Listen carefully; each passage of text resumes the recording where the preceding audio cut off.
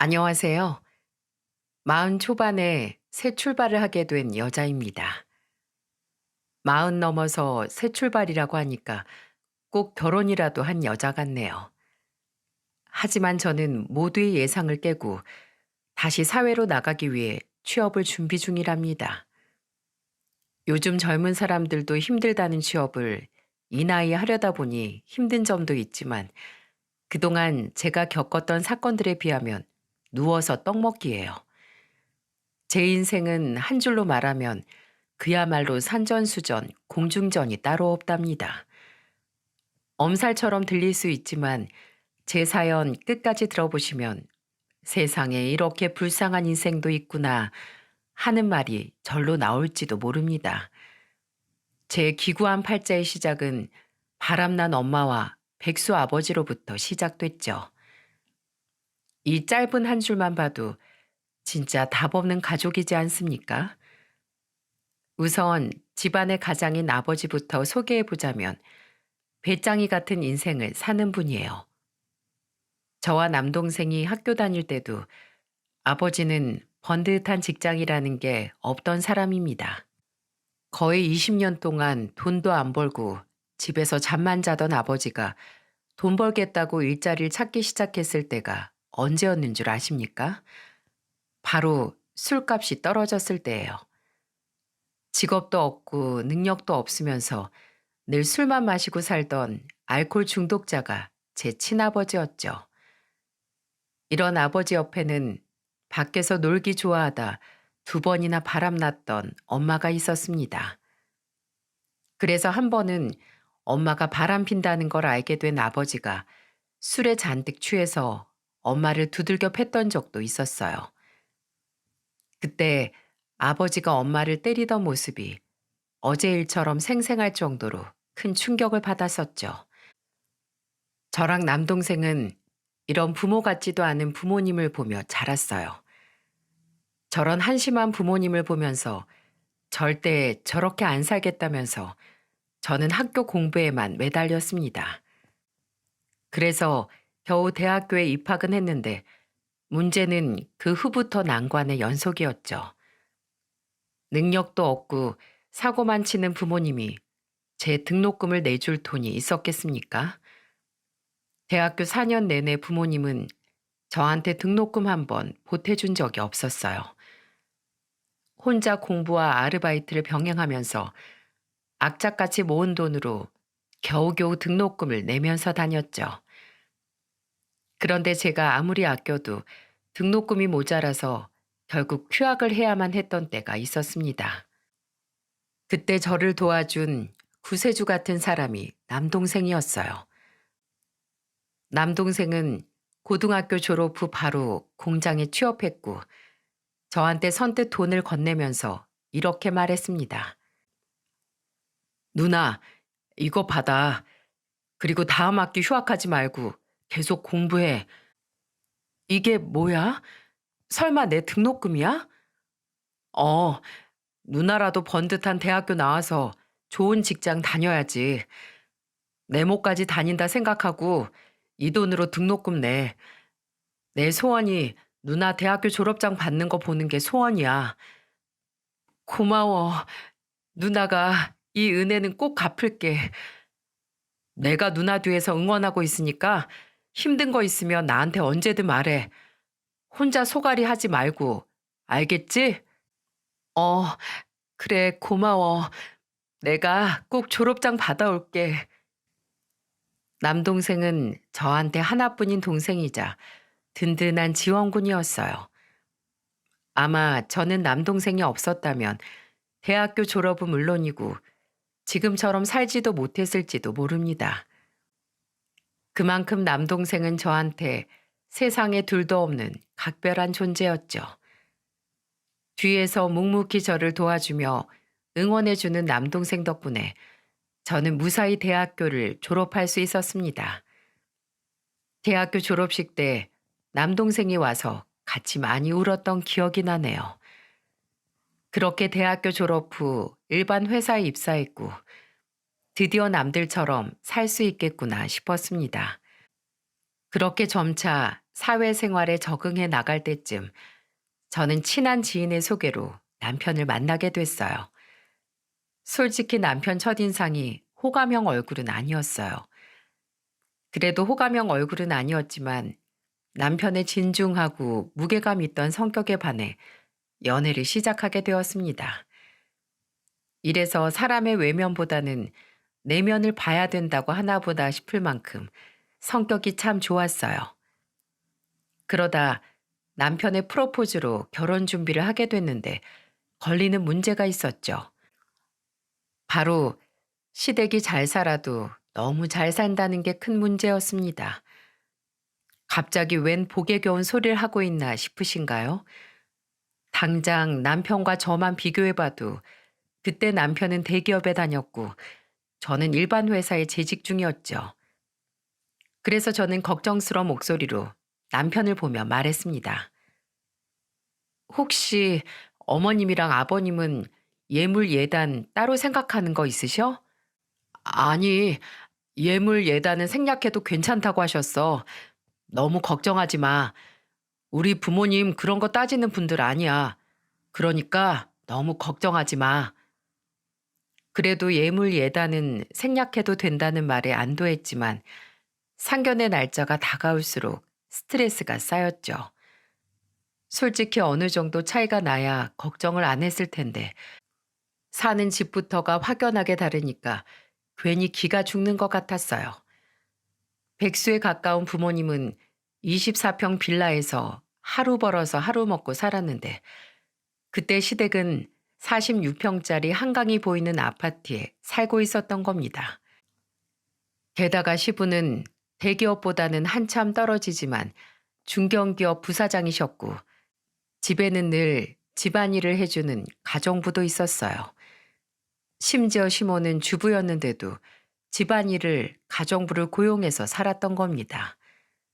이 정도 집안 차이를 중간에서 제가 감당할 수 있겠습니까? 그러다 정말 걱정이 이만저만 아닐 때 상견례를 하게 됐어요.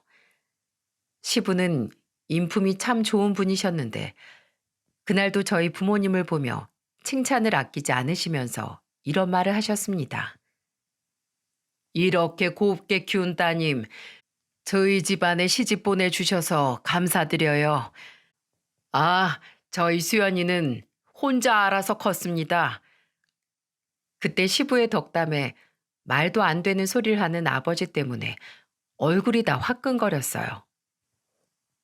안에서 새는 바가지 밖에서도 샌다고 그날 상견례 자리에서 부모님 두 분 다 아주 가관이었답니다. 시부와 달리 조금 까칠했던 시모는 저희 아버지를 보며 이렇게 물었어요. 실례지만 박과사도는 지금 어떤 일을 하고 계시지요? 저는 그냥 노는 게 일입니다. 네? 노는 게 일이라니요? 아, 일이 적성에 맞으셔서 재미있으시다는 말인가요? 세상에 그런 사람이 어딨어요? 저는 그냥 놀아요. 백수예요, 백수. 저는 직접 듣고도 제 귀를 의심했습니다. 그런데 정말로 아버지는 뭐가 그렇게 자랑스러운지 백수라고 당당하게 외친 거예요. 그런데 시모는 곧바로 저희 엄마를 보며 또 이런 질문을 했습니다. 그럼 안사도는 어떤 일을 하고 계신가요? 아, 저는 뭐 이것저것 그래요. 구체적으로 어떤 일을 하신다는 건가요? 사실 저도 거의 반백수나 마찬가지예요. 그때 시모의 표정은 제가 지금도 잊혀지지 않을 만큼 생생하게 기억이 나요. 부모님이 당당하게 백수라고 하는 말을 듣고 어이가 없었는지 시모는 그 자리에서 냉수를 두 잔이나 들이켰죠. 세상에 부모가 딸 상견례 자리에서 이럴 수 있는 겁니까? 전 가난한 집안이 아니라 한심한 부모님 모습에 정말로 쥐구멍이 있다면 숨어버리고 싶은 심정이었어요. 그날 시모가 하도 트집을 잡길래 이대로 결혼이 엎어지겠구나 싶었습니다. 하지만 남편이 죽어도 저와 결혼을 하겠다면서 고집을 부렸고 시모는 허락할 수밖에 없었어요. 게다가 시부도 제가 마음에 든다면서 결혼에 찬성하니까 시모는 혼자만 반대할 수 없는 상황이었던 겁니다. 그 후 시모는 저와 남편을 불러서 결혼을 앞두고 한 가지 제안을 했어요. 너희 둘 결혼하면 따로 살림 차리지 말고 그냥 여기 들어와서 사는 게 어때? 마침 우리 딸도 외국으로 공부하러 나가서 이제 이 넓은 집에 나랑 남편만 살아야 하는데 너무 적적할 것 같아서 그런다. 너희 생각은 어떠니? 갑작스러운 시모의 합가 제안에 저는 당황스러웠어요. 집이 아무리 넓어도 결국 서로 얼굴 보며 살아야 할 텐데 불편하지 않을까 싶었죠. 제가 난감한 표정을 하고 남편을 봤는데 시모는 그런 저를 봤는지 재빠르게 제 손을 잡으며 말했습니다. 여기서 같이 산다고 해서 불편하게 생각할 거 없어. 우리 집은 집안일 해주는 가정부도 따로 있어서 신경 쓸 거 하나도 없어. 청소, 빨래, 음식 전부 다 그 아줌마가 해주실 거야. 그러니까 넌 몸만 와서 살면 되잖아. 어때? 괜찮을 것 같지 않니? 그래도 제가 한 번도 생각해 본 적 없던 문제라 조금 고민은 해봐야 되지 않을까 싶어요. 바로 결정할 수 있는 사안은 아닌 것 같아요. 그럼 딱 2년만 살아봐. 그 후에는 내가 독립시켜 주마. 너도 여기서 어깨너머로 살림 배운다 생각하고 살면 좋잖아. 어머님 말씀은 잘 알아요. 그래도 저한테 조금만 시간을 주세요. 저는 갑작스런 제안을 시간을 조금 달라고 말했죠. 그 후 저는 합가에 대해 진지하게 고민을 하기 시작했습니다. 그런데 남편이 심각하게 고민하는 저를 보면서 이렇게 말하는 거예요. 뭘 그렇게 고민해. 우리 집에서 일하는 아주머니 오래 일한 분이라 우리 집 살림은 눈 감고도 하셔. 같이 살면서 편하게 살림 배우기 좋잖아. 수연아, 나만 믿고 일단 지내보자. 결국 고심 끝에 합가를 하기로 했고 남편과 저는 결혼식을 올렸습니다. 처음 합가하고 몇 달간은 아무 문제 없이 정말 좋았죠. 제가 걱정했던 과 달리 시모는 너무 깐깐하지도 않고 괜찮다 싶었어요. 그런데 어느 순간부터 시모가 트집을 잡으면서 계속 부딪히는 날이 늘어만 갔습니다. 한 번은 제가 퇴근하고 돌아와서 제 택배를 찾는데 어디에도 안 보이는 거예요. 그래서 일하시는 아주머니한테 물어보려 했는데 시모가 방에서 잔뜩 뭐를 안고 나오더니 저를 부르며 말했습니다. 너 혹시 택배 찾고 있니? 네. 그런데 지금 가지고 계시는 거 제 택배 아니에요? 맞아. 요즘에 네가 택배를 엄청 시키는 것 같길래 내가 뭘 그렇게 사나 확인 좀 했다. 시모는 아무렇지 않은 표정으로 제 택배를 확인했다고 당당하게 말하는 거예요. 저는 도무지 이해가 안 갔습니다. 가족들이랑 같이 살아도 자기 택배 아니면 안 뜯어보지 않습니까? 그런데 시모는 뭘 사나 확인하려고 뜯었다고 말하는데 저는 너무 황당하더라고요. 그래서 시모를 보면서 불편함을 내비치며 말했습니다. 어머님, 아무리 같이 살아도 택배를 그렇게 다 뜯어보시면 어떡해요. 서로 사생활은 존중해 주셔야죠. 사생활? 같이 살 부대끼며 사는데 사생활이 어딨어? 그리고 너 요즘 부쩍 택배 많아져서 뭘 그렇게 사나 좀 본 게 문제야? 아무것도 없이 시집 왔으면 돈을 아껴 써야지. 갑자기 제가 요즘 가소비를 한다면서 말하는 시모 말에 황당했어요. 택배를 뜯어봤다면서 대체 뭘 본 건지 저한테 돈을 아껴 쓰라는 겁니다. 그 택배 거의 대부분 남편이 제 아이디로 주문한 물건들이었는데 남성용 로션이나 노트북 가방 같은 것들은 다 남편 거였죠. 그래서 저는 시모한테 어이가 없다는 듯 말했습니다. 그 택배 전부 다 제 거 아니에요. 남편이 제 아이디로 주문해서 이름만 제 이름이지 물건은 거의 남편 거라고요. 내 아들이 택배를 그렇게 많이 시킨다고? 그럴 리가 없는데. 당황한 시모는 그럴 리가 없다면서 횡설수설했고 그때 마침 퇴근해서 돌아온 남편과 딱 마주친 겁니다. 시모는 구원자라도 만난 듯 남편을 보고 요새 택배 뭘 그렇게 산 거냐면서 꼬치꼬치 캐물었어요. 그러자 남편은 별거 아니라는 듯 말했습니다. 아, 계절 바뀌면서 로션도 사고 노트북 가방도 새로 바꾸고 이것저것 샀지. 왜? 나 원래 택배 잘 시켰는데? 그동안은 신경 안 쓰더니 왜 그래? 아무것도 모르는 남편은 의아한 듯 시모를 보면서 말했어요. 그러자 시모는 남편의 말에 망연자실한 표정이었죠. 그러더니 갑자기 정색을 하면서 저를 보더니 날카로운 목소리로 말했습니다. 너 말이야. 저번에 보니까 원피스 샀더라. 잘 사는 집에 시집 오니까 이제 막 원피스도 사고 그러고 싶어? 그리고 넌 회사도 그저 그렇고 집안은 아예 별 볼 일도 없으면서 왜 그렇게 돈을 아낄 줄을 몰라? 아유, 속 터져. 저 옷 하나 산 거예요. 정말 쓸데없는 것까지 전부 산 사람은 남편인데 왜 저한테만 그러세요, 어머님? 그리고 애초에 택배를 왜 뜯어보시냐고요?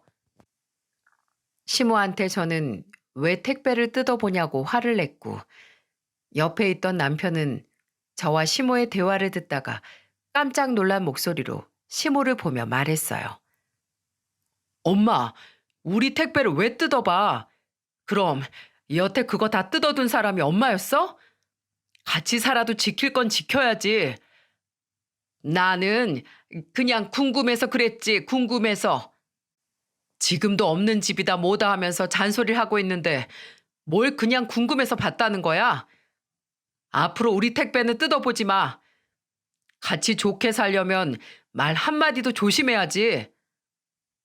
남편이 버럭 화를 내며 말하자 시모는 깨갱하는 듯 했어요. 기가 한풀 죽은 시모는 저한테 미안하다며 사과까지 했습니다. 그런데 그날 이후 시모는 저를 완전히 대놓고 무시하기 시작하는 겁니다. 한 집에 같이 살자고 제안한 건 시모인데 같이 있으면서도 꼭 급을 나누려는 것 같았죠.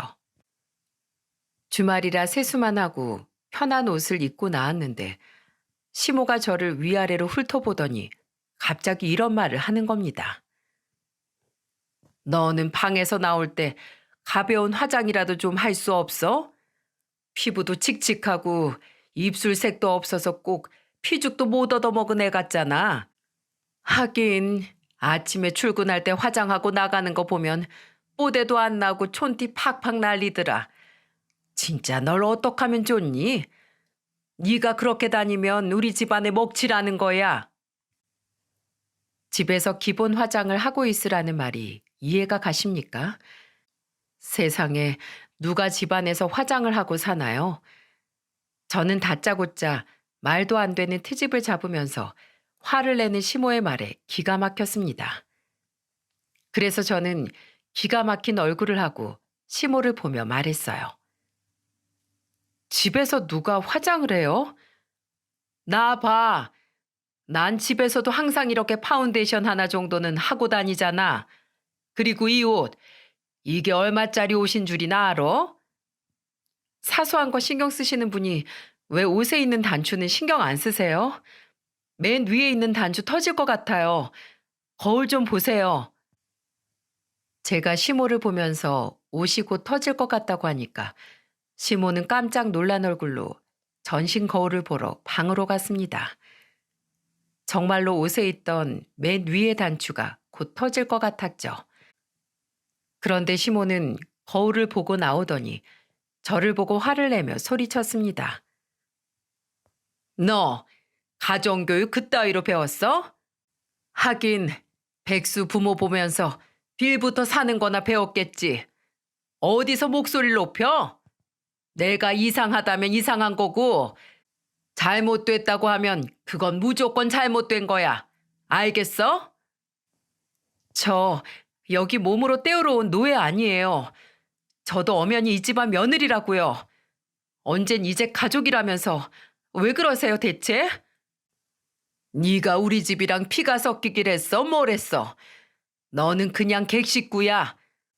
우리 집안에 붙어있는 이 기생충 같은 년아.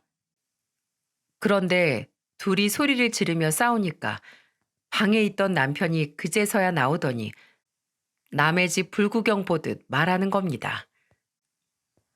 둘 다 그만 좀 해요. 시끄러워서 못 살겠네. 그 말에 시모는 약이 오른 채 혼자 방으로 들어갔어요. 그때부터 남편이 방관하는 태도에 저는 불만이 쌓였죠. 난 내가 지킨다는 생각으로 녹음기도 챙겨 다녔습니다.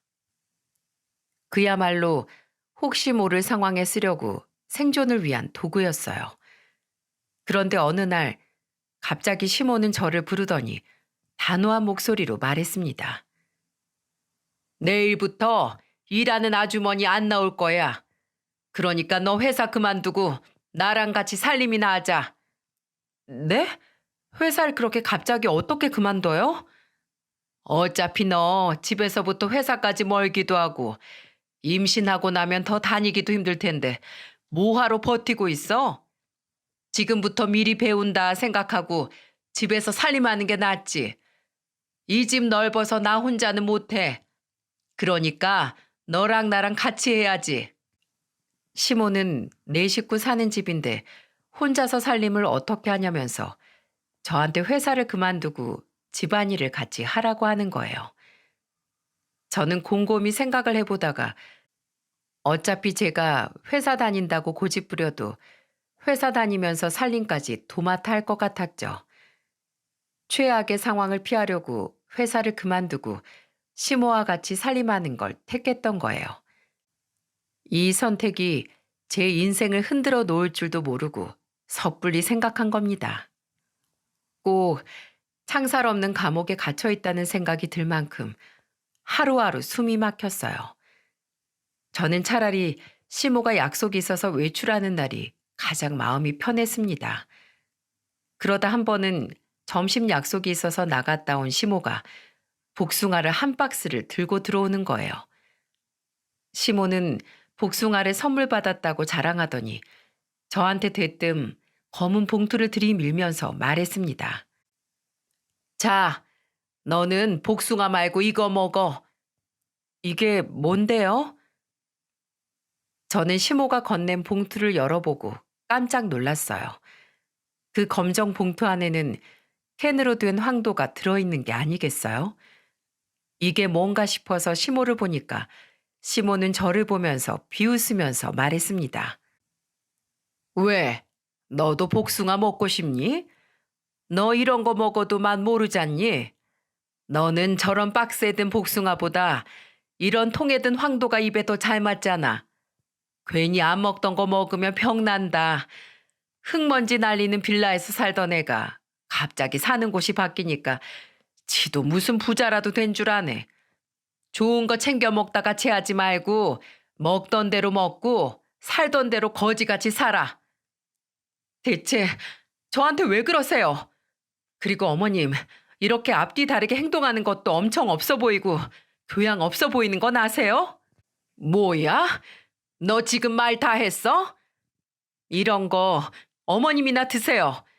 요즘 세상에 유치하게 누가 먹는 걸로 차별해요? 수준이 딱 어머님답네요. 제 말에 잔뜩 화가 난 시모가 화를 내며 말했습니다. 이 망할 년이 어디 뚫린 입이라고 함부로 떠들어? 없이 사는 년 걷어줬더니 기고만장한 꼴 좀 봐. 시모가 저한테 악을 쓰면서 화를 냈고 진짜 그 상황도 지긋지긋했죠. 유치하게 먹는 걸로 차별하는 사람이 어디 있습니까? 그런데 저를 더 기가 막히게 만든 사람이 남편이었어요. 그때 시모가 저한테 악을 쓰면서 화내는데 남편은 그걸 보더니 한숨을 푹 쉬고 못 본 척 나가버렸습니다. 무슨 남의 집 싸움 보듯이 나가버리는데 어처구니가 없더라고요. 그때 시모가 귀가 찢어질 듯 소리를 지르길래 저는 귀찮다는 듯 그냥 방으로 피해버렸어요. 그런데 시모가 그런 저를 보더니 갑자기 제 머리채를 움켜잡으며 소리쳤습니다. 아! 뭐 하시는 거예요? 이 미친년이? 시애미가 말하는데 자리를 피해? 내가 오늘 너 며느리 참교육 좀 제대로 시켜줄게. 정신 나간 년을 봤나? 감히 내 말을 무시해? 진짜 저는 갑자기 머리채를 잡히니까 머릿속이 하얗게 변했어요. 손아귀 힘은 어찌나 센지 저는 도저히 빠져나올 수도 없었고 결국 시모 머리채를 같이 잡았죠. 주방에서 한바탕 난리가 났습니다. 그러다가 결국 제풀에 지친 시모가 포기를 하면서 싸움은 일단락됐어요. 완전히 지쳐서 바닥에 널브러진 시모는 저를 보며 말했습니다. 저 독한 년, 뭘 먹고 걷길래 애가 저렇게 억세. 맨날 저 가진 거 없다고 무시하셨죠? 원래 잃을 거 하나 없는 년이 더 무서운 거예요. 어머님 저보다 더 잃을 거 많잖아요. 그러니까 적당히 하세요. 전 지쳐서 바닥에 널브러진 시모를 보며 이를 악물고 말했습니다. 이 모든 게 결혼하고 1년 반 동안 벌어진 일이었어요. 처음에는 입 빨린 소리로 가족이라며 합가하자더니 가정부도 자르고 아예 저를 식모 부리듯 하려는 거였습니다. 어디에 말하고 싶어도 시부는 항상 바빴고 부모님은 관심조차 없었죠. 그때 남편은 뭐라고 했는 줄 아시나요? 저랑 시모 사이에서 본인이 너무 지친다고 말하는 겁니다. 맨날 욕먹고 싸우고 맞기까지 하는 건 전데 왜 본인이 지친다고 하는지 도무지 이해가 안 갔어요. 시모는 심지어 제가 청소기를 돌리고 있으면 저를 따라다니면서 일부러 과자 부스러기를 흘리면서 먹어요. 그래서 제가 그만하라고 소리치니까 아예 제 앞에다가 쏟아버리는 겁니다. 진짜 놀부심보가 따로 없지 않습니까? 시모 행동에 열이 받아 시모가 바닥에 쏟은 과자를 발로 다 밟아버렸죠. 그리고 청소기를 던지면서 말했습니다. 어머님이 이러신 거니까 어머님이 치우세요. 내가 왜? 당연히 네가 해야지. 난 너 이렇게 부리려고 데리고 사는 거야. 근데 네가 일을 안 하면 너랑 사는 의미가 없잖아. 노예가 노예답게 살아야지. 왜 저렇게 말이 많아? 네 시아버지 저녁 집에서 먹는다니까 알아서 치우고 저녁까지 해놔. 시모는 저한테 일을 다 미루고 들어가는데 저는 일부러 시모가 시킨 일은 하나도 안 했죠. 저도 방으로 가서 그냥 쉬어버렸어요. 얼마나 잤는지 밖은 어두워져 있었고 그날 저녁 시부 전화에 잠이 깼습니다. 시부는 전화에 대고 저한테 신이 난 목소리로 말했어요.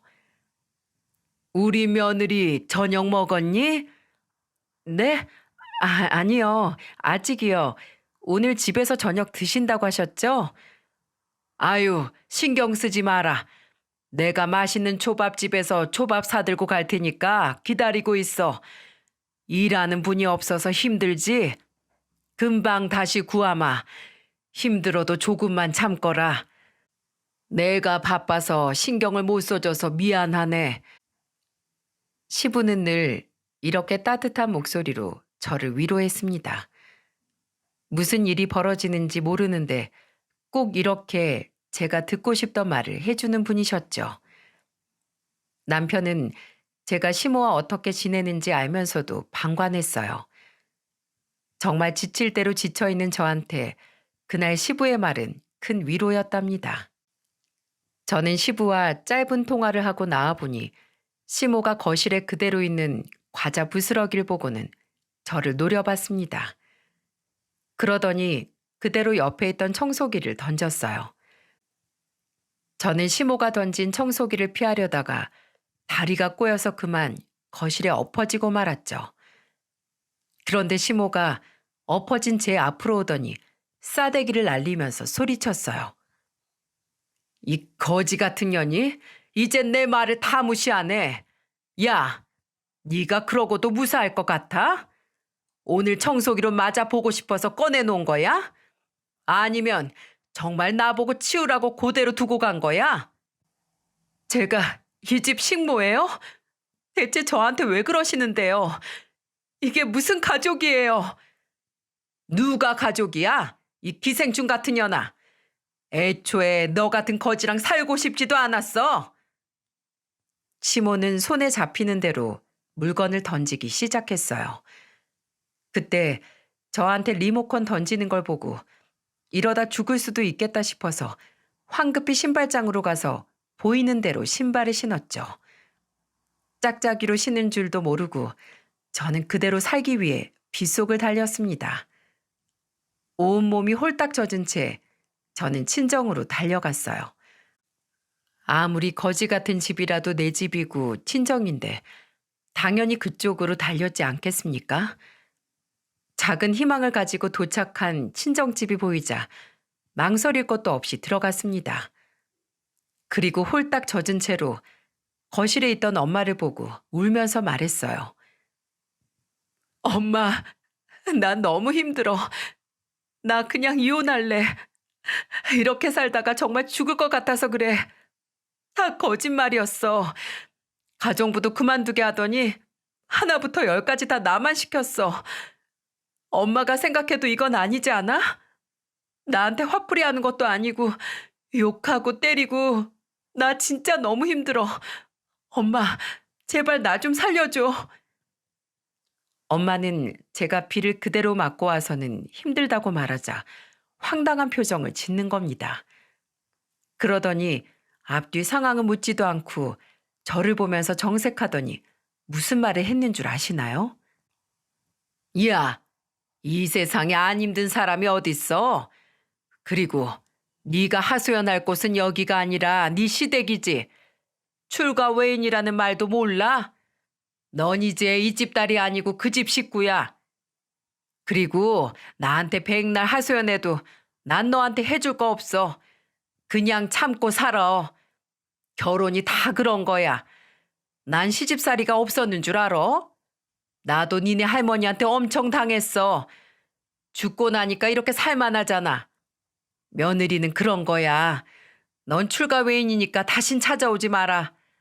네 아빠 와서 일 더 커지기 전에 얼른 나가라고. 이게 지금 시댁에서부터 비를 쫄딱 맞고 달려온 딸한테 할 소린가요? 무슨 일이 있었는지 묻지도 않고 그저 참으라는 말에 저는 화가 나서 소리쳤습니다. 어떻게 그렇게 말할 수 있어? 나 엄마 딸이잖아. 그럼 내 편을 들어줘야지. 괜찮냐고 물어봐야지. 저는 절규에 가까운 말을 울먹이며 쏟아냈어요. 그러자 방에 있던 남동생이 나와서 저한테 수건을 건네줬고 엄마를 보면서 말했어요. 지금 뭐 하는 거야? 우리 크는 동안 엄마 노릇 못했으면 이럴 때 그냥 감싸 안아주기라도 해야지. 무슨 엄마 노릇? 너희 낳아준 게 내 엄마 노릇이야. 그리고 그게 끝이지. 세상에 내놓기만 하면 됐지. 너희들을 잘 키우기까지 해야 되는 거야? 내가 무슨 신이야? 그날 엄마의 진심을 알고 정말 기가 막혔네요. 낳아주면 부모 할 일은 끝난 겁니까? 제가 그때 엄마한테 바란 건 따뜻한 위로 한마디였죠. 그런데 저렇게 모진 말을 듣고 나니까 세상에 내 편은 하나도 없는 기분이었습니다. 저는 한 이틀을 친정에 있는 제 방에서 아무것도 하지 않고 누워만 있었어요. 그리고 한 이틀쯤 지났을 때 남편이 찾아왔죠. 그러더니 제가 걸어 잠그고 열어주지 않는 방문 앞에 무릎을 꿇고 빌면서 말했습니다.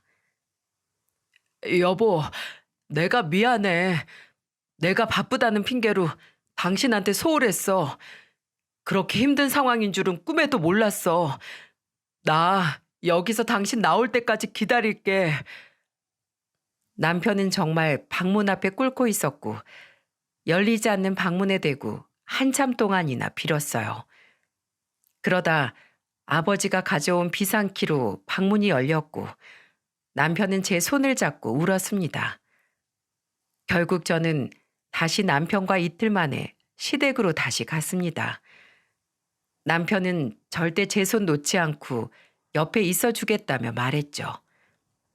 그런데 시댁에 가니까 시모가 거실 한가운데 떡하니 앉아 저를 노려보고 있는 겁니다. 그러더니 시모는 이틀 만에 나타난 저를 죽일 듯이 노려보며 말했어요. 야, 친정에 말하니까 속이 시원해? 근데 친정 식구들이 너 반겨주긴 하니? 내가 네 친정에 그동안 어떻게 했는데 널 반겨주겠어? 저는 시모의 말이 어딘가 이상하게 들렸습니다. 제 친정을 그렇게 무시했는데 뭘 했다는 건지 이해가 안 갔죠. 그래서 저는 시모를 추궁하며 물었어요. 그동안 제 친정에 뭘 하셨는데요? 네? 부모님 찾아가서 욕하셨어요? 아니면 손찌검이라도 하셨냐고요? 그런데 시모는 제 말을 듣고 배를 잡고 웃더니 저를 보고 무시하듯 말했습니다.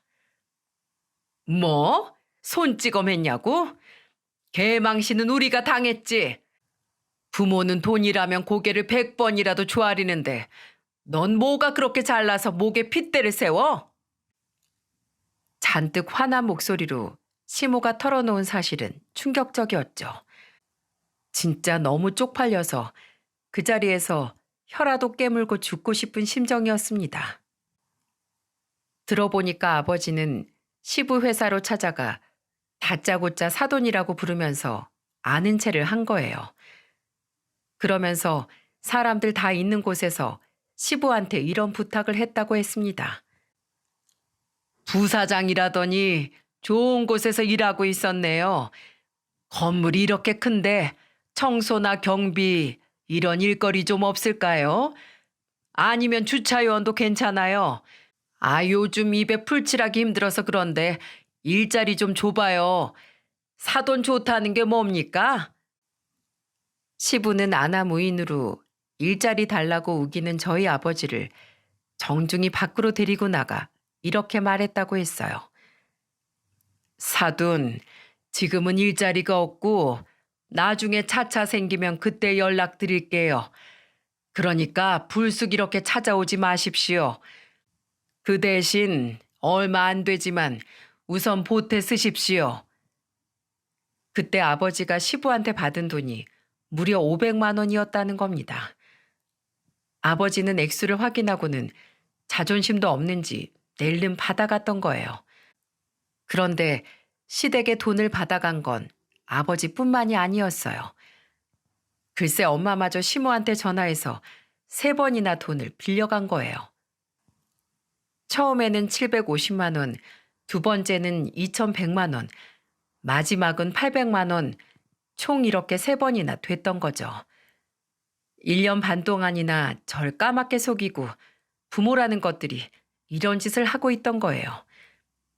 제가 알면 화낼 게 뻔하니까 아예 알리지도 않았던 거고요. 그러니 시모가 저를 얼마나 우습게 봤겠습니까? 안 그래도 무시하던 며느리였는데 사돈이라는 사람들 찾아와서 굽신거리기까지 하니까 정말 우스웠겠죠. 여기서 저는 그냥 돈의 노예일 뿐 사람이 아니었던 겁니다. 그래서 저는 시모를 보면서 말했어요. 저 이혼할게요. 이대로는 못 살아요. 너 이혼하려면 네 부모가 가져간 돈 전부 갚고 이혼해야 되는데 너 돈 있니? 어머님, 지금 저한테 실수하신 거예요. 아니지. 이제 어머님도 아니잖아요. 아줌마, 그동안 나한테 했던 거 나 전부 다 진단서 끊어놨어. 그리고 그거 다 아버님한테 보낼 거니까 각오하고 있어. 지금이라도 빌면 용서는 해드릴게요. 용서? 지랄하고 자빠졌네. 네가 날 왜 용서해? 너나 나한테 빌어. 그래. 그럼 요즘 세상에 시어머니가 며느리 때리면 어떻게 되는지 한번 당해봐요. 사람은 꼭 이렇게 당해봐야 알지. 어디 끝까지 한번 가봐요, 어디. 저는 미리 남동생한테 맡겨둔 상자를 퀵으로 보내라고 전화를 했어요. 그렇게 미리 받아둔 진단서와 증거 영상들이 시부한테 무사히 전달될 수 있었죠. 집에서 시부한테 주면 시모가 난동을 부리면서 전부 찢어버릴 것 같았기에 미리 남동생한테 부탁을 해뒀습니다. 방관자나 다름없던 남편보다 그때는 시부가 가장 믿을 만한 사람이었어요. 그래서 저는 마지막 희망으로 시부한테 모든 걸 보냈던 겁니다. 그동안 사건을 전부 알게 된 시부는 그날 저녁 집안을 초토화로 만들었죠. 겁을 잔뜩 먹은 시모는 거실 구석에서 개 떨듯이 떨고 있었고요. 시부는 떨고 있는 시모 앞으로 가서 소리치며 말했습니다.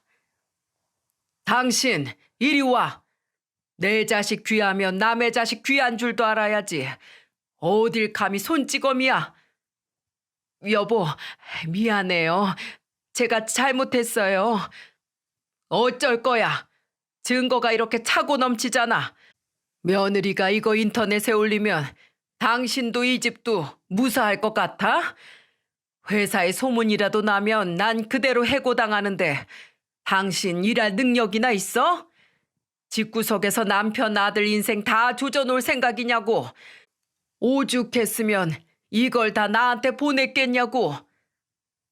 시부는 잔뜩 화를 내며 말했고 시모는 손이 발이 되도록 빌기 시작했어요. 그러더니 시부는 시모를 보면서 말했죠. 당신 나 때렸어? 며느리한테 빌어야지. 왜 나한테 빌어? 정신 나간 거 아니야? 시모는 그제서야 저한테 빌려고 했지만 저는 시모를 무시하고 시부를 보며 말했어요. 아버님, 죄송합니다. 저 이혼할게요. 이젠 못 살겠어요. 그냥 좋은 며느리로 잘 살고 싶었던 게 다였는데 이젠 그런 마음도 없어요. 직장까지 그만두고 집안에 헌신했는데 지금 제 처지 좀 보세요. 이젠 절대 바보처럼 안 당할 거예요. 이혼 소송 그대로 진행할 겁니다. 내가 이제라도 바로 잡아보면 안 되겠니? 지난 2년 속죄하며 살게. 아니요. 이젠 정말 더는 못해요. 정말 이혼해야 제가 숨쉬고 살 것 같아요. 그 말의 끝으로 저는 시댁을 나왔고 짐을 싸서 나오는데 속이 다 시원했습니다. 그동안 이 고급 아파트에 살면서 사람 취급도 못 받고 살았던 세월이 주마등처럼 스쳐갔어요. 다시 한번 잘한 선택이다 싶었죠. 우선 남동생이 있는 친정으로 짐을 옮겼습니다. 남동생은 그동안 힘든 거 몰라줘서 미안하다며 울었습니다. 공장에서 일하는 동생이 걱정할까봐 말하지 않았던 건데 우는 모습을 보니 미안하더군요. 그런데 얼마 뒤 남편과 시모가 저를 찾아온 겁니다.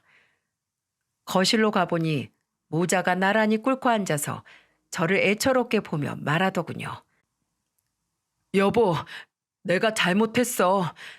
나는 당신이 다 잘하는 사람이니까 다 이겨낼 줄 알았는데 내가 무심했어. 이제 정말 잘할게. 한 번만 용서해줘라. 사실 우리 사이는 나쁘지 않았잖아.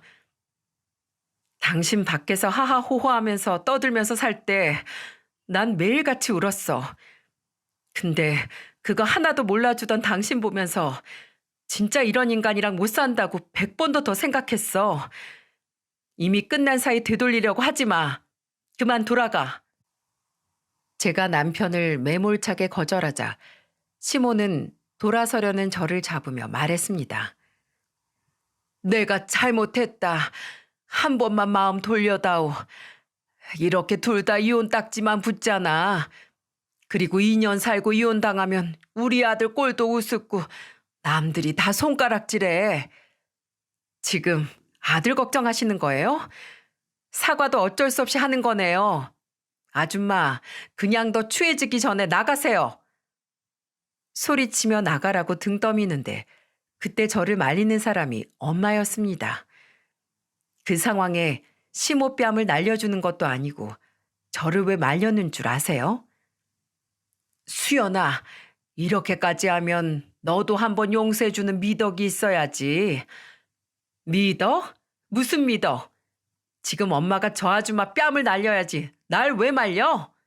어디서 배운 버르장머리야? 내가 너 낳아서 길러줬으면 부모 은혜를 알고 공경해야지. 어디서 소리 질러? 저는 엄마의 태도에 눈물이 왈칵 났습니다. 그런데 그때 남동생이 화장실에서 세숫대야를 가지고 나오더니 남편과 시어머니한테 물을 끼얹는 거예요. 마른 하늘에 물벼락 맞은 남편과 시모는 소리를 지르며 외쳤습니다. 이게 뭐야? 머리부터 발끝까지 물에 빠진 생쥐꼴이 된 시모와 남편은 물을 닦으려고 애썼어요. 그런데 그때 남동생은 세숫대야에 물을 또 떠오더니 엄마한테도 끼얹었습니다. 갑작스러운 물벼락에 엄마도 소리를 지르는데 그 상황에 남동생만 평온했어요. 저는 너무 놀라 벙찐 표정을 한 채 남동생을 바라봤죠. 남동생은 쫄딱 젖은 세 사람을 보면서 말했습니다. 니들이 인간이야? 왜 우리 누나한테 그러는 거야? 돈만 있으면 사람 막 굴려도 될 것 같아? 우리 누나가 당신들 봉이야 뭐야? 돈으로 다 얻을 수 있을 것 같지? 천만에 그깟 돈으로 절대 사람 마음은 움직일 수 없어. 그래서 사람인 거야. 싫다는 사람 찾아와서 억지로 있어봐야 마음 안 바뀌니까 당장 나가요, 당장. 그런데 남편 놈이 끝까지 안 나가고 버티자 남동생은 남편을 보며 말했어요. 세숫대야로 맞아야 나갑니까? 당장 나가라고. 어디 한번 던져봐. 아이고, 처남, 미안해. 다음에 올게. 바보 같은 모자가 도망가고 사라지자 혼자 남은 엄마는 남동생을 보며 소리쳤어요. 너 엄마한테 이게 무슨 짓이야? 엄마? 누가 엄마야? 당신이? 바람나서 자식들 팽개치고 나갈 땐 언제고 이제 와서 엄마래? 나 오늘부로 누나랑 나가서 살 거니까 찾지 마. 그때 저한테 흑기사 같던 남동생은 제가 이혼을 준비한다는 걸 알고 미리 작은 빌라를 구해놨더라고요. 이미 부모님 만행을 전부 알았으니 남동생도 마음이 안 좋았겠죠. 남동생이 나가자는 말에 저는 짐을 대충 싸서 남동생을 따라 새 집으로 향했습니다. 남동생과 같이 간 빌라는 방 2개, 거실 하나인 아늑한 곳이었어요. 이제야 정말 내 집에 온 것처럼 편안했죠. 그곳에서 저는 이혼 소송을 시작했고 시부의 제안으로 마지막으로 따로 만나게 됐습니다.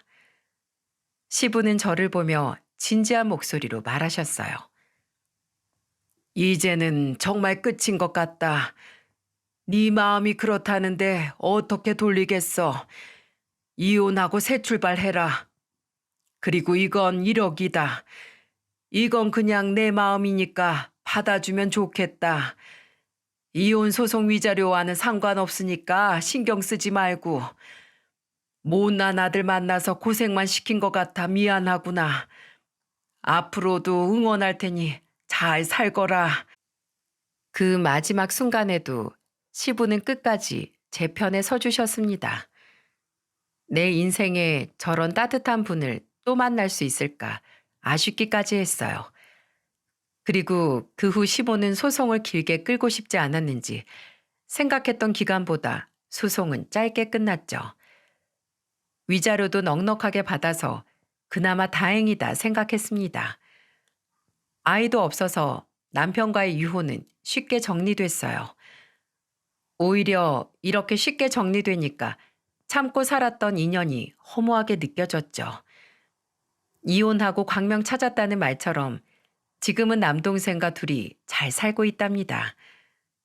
그런데 가끔씩 부모라는 것들이 관리비 낼 돈이 없다면서 절 찾아오는 거예요. 하지만 남동생이 그 꼴을 잠잠코 지켜보겠습니까? 이번에는 들통에 물을 한가득 담아 뿌려버렸습니다. 그리고는 36개 주랭랑을 치는 아버지 뒷모습을 보고 소리쳤어요. 먹고 죽을래도 돈 한 푼 없으니까 같이 죽을 거 아니면 영영 오지 마. 진짜 이게 부모와 자식 사이인지 악연인지 구분이 안 가지 않나요? 정말 원수 같던 부모 등지고 나니까 이제야 살 것 같습니다. 남동생도 진작에 이렇게 살 걸 그랬다면서 속이 다 시원하다고 하네요. 고생 끝에 낙이 온다고 힘든 시간 지내고 나니까 이렇게 사라지는 것 같습니다. 저랑 이혼한 남편 놈은 여전히 회사를 다니면서 살고 있지만 시모는 봉사활동을 다닌다는 소식을 들었어요. 시부가 집에서 한가하니까 이상한 짓을 하는 것 같다고 시부가 정한 봉사 시간을 채울 때까지 봉사를 다니라고 했다는 겁니다. 진짜 시부만이 할 수 있는 발상이라고 생각했죠. 이제는 제 인생에 좋은 사람들만 가득했으면 좋겠습니다. 좋은 친구들도 사귀고 다시 제가 할 수 있는 일자리를 찾아 성실하게 살아보려고 합니다. 제 긴 사연은 여기까지지만 제 인생은 앞으로도 계속 흐를 거예요. 그러니 따뜻한 응원의 댓글 많이 남겨주시면 남동생과 가슴에 새기고 힘차게 잘 살아가겠습니다.